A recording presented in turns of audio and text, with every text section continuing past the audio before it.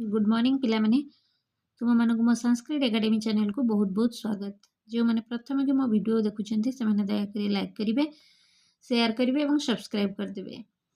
आम मैंने आज पढ़ा दशम श्रेणी संस्कृत बहीर एकांकिक भागटी को पढ़ा। एकांकिकार प्रथम अच्छी कौन ना शिशु वात्सल्यम, तार कवि परिचिति को पढ़ा और तार ओडिया अनुवाद करवा। कविकुल ललाट मुकुटमणि कालिदास समग्र विश्व महाकवि रूपेण सर्वरेद्यपि स्वीक्रियते। कविकुल ललाट मुकुटमणि, कविकुल ललाटर मुकुटमणि होउछन्ति कि ना कालिदास। कविकुल ललाट मुकुटमणि कालिदास समग्र विश्व रे महाकवि रूपरे सर्वैरेद्यपि स्वीक्रियते, समस्तଙ୍କ द्वारा आज मध्य स्वीकार करते।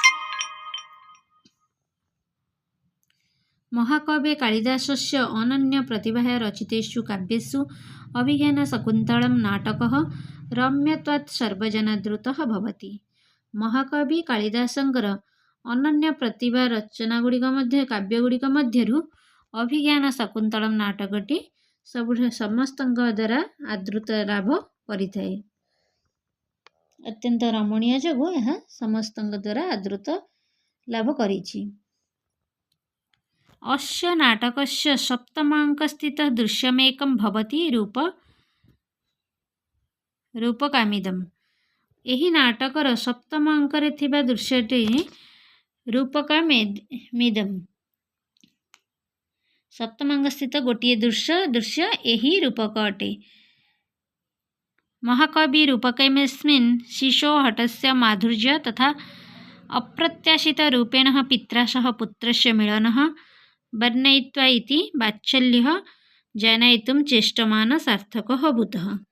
महाकवि रूपकस्मिन् शिशो हठस्य, महाकवि एही रूपकरे शिशु हठर सौंदर्य तथा हठात पितांकर सहित पुत्रर मिलन को वर्णना करी हृदय रे ममता सृष्टि पाई चेष्टा करी सार्थक होइछि। ततः विषयटी को इटा कवि परिचय, एवं विषयटी को पढ़ा और तार ओडिया अनुवाद करवा। तत अर्थ तापरे प्रविशति तपस्विन्यभ्य सह बाल, तापरे प्रवेश करुछन्ति मंच उपरे कि ना दुई जन तापसी सहित गोटे छोट बालकटी प्रवेश करुछन्ति। बाल जुम्भस्य सिंह दंतान्ते गणयिष्यामि। बालकटी कहूछि, रे सिंह तो पाटी मेला कर, मु तो दांत गुड़ी को गणिबी। गणयिष्यामि मैं तो दांत गुड़ी को मु गणिबी।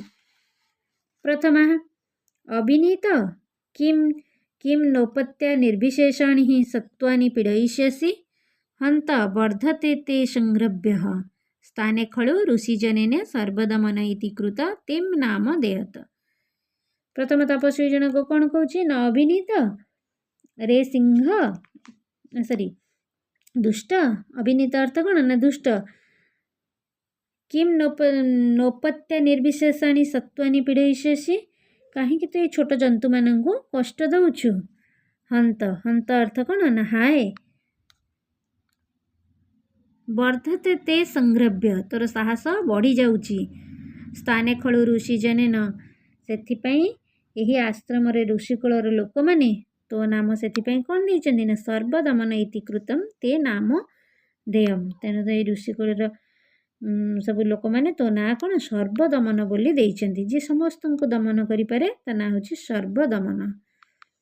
द्वितीय एषा खलु केशरिणी त्वं लंघयिष्यति यदि एतस्याः पुत्रक न मुंचसि। द्वितीय तपस्वी जनक कौन कहला, द्वितीय तपस्वी जनक कहूछि ये सिंही तुमको गेली दब जदि तमे तार छोट पुओ को तुमे छाड़िब नाही। बालः सस्मितम ओहो, बालकटी स्मितहास्य देई कहूछि ओहो बलिया भारी बलुआ खलु भीतस्मि, ओहो मु डरीगली ओ इत्याधर दर्शयति। यह कही ओठ को लंबेई देइछि। प्रथम तपस्वी जनक कहूछि बच्चा एनम बालमुर्गेन्द्रम मुंचः। प्रथम तपस्वी जनक कौन कहला ना यही छोट सिंह छुआटी को छाड़ी दियो। अपरम तेम क्रीडनकम दस्यामि, सिंह छुआटी को तुम्हें छाड़ी दियो, मु तुमको आ गोटे खेलनाटे देवी क्रीडनक अर्थ कौन खेलना बालः कुत्र देहि तत् इति हस्तं प्रसरयति बालकटी कहूँ कुत्र केउठारे देहि तत् ताले दियो ताहा दियो एपरी कही हाथ को लंबाई देउछि द्वितीया सुब्रते न शक्य एष वाक्मात्रेण विस्मयितुं द्वितीय तपस्वी जनक प्रथम तपस्वी को कहूँ सुब्रत प्रथम तपस्वी ना हूँ कौन सुब्रत न शक्य एष वाग्मात्रेण विस्मयितुं कहूँ पिलाटी को केवल कथार पारी हेब नहीं गच्छत्वं तुमे जाह नदीए उठ जे वर्णचित्रित हो मृत्तिका मयूरम तिष्ठति तमस्य उपहर कहला कौन नदीए उठ जे ए पाखरे थिबा कुड़ियारे मो कुड़ियारे विविध रंगयुक्त माटी मयूर अच्छी तुमे यहाँ आणिकी ताको उपहार दियो प्रथमा तथा इति निष्क्रांत हो बोली कहिकी सेठारु चलीगला बालः अनेनव तावत् क्रीडिष्यामि बालकटी कहूँ ताले से समय मध्य मु कौन से समय मु आरी सांगे खेलु थाए ए सिंह छुआटी सांगे इति तापसी विलोक्य हसती यह कही तापस्वी जन को अनै हसु थाए विलोक्य अर्थ देखी हसुची ताले विषयटी को पढ़िले एवं ओडिया अनुवाद कले आज पई एतिकी धन्यवाद पिला माने।